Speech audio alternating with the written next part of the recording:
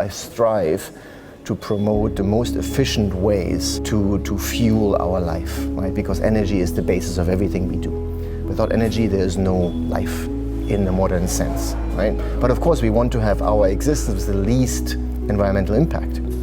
However, we have to consider something. When it comes to energy, there's three main points we call about the trilemma of energy, right? One is the reliability, second is the affordability, and third is the basically environmental impact. And you need to optimize those three things.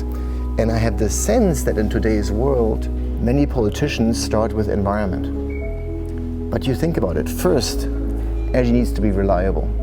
When it's reliable, only then can you start to optimize the cost. Because there's no use in optimizing the cost if you don't have reliable energy, right? And once you have reliable and affordable energy, then you can start to actually optimize and minimize the environmental impact. You cannot start here. And that's what happened with wind and solar. We're starting here. We're trying to basically reduce the emissions of generation, because practically a solar panel has practically no emissions, not no emissions. Actually, it does heat. And funny enough, solar panels heat the biosphere, right? When you put your hand above a solar panel or below a solar panel, it's warmer than without a solar panel. So actually you're warming the biosphere by having large solar fields, right? Very funny. Anyway, so we're starting with the environmental issue based on certain narratives, and then we're looking at this. But you have to look first reliability. Look at Spain, the Spanish blackout.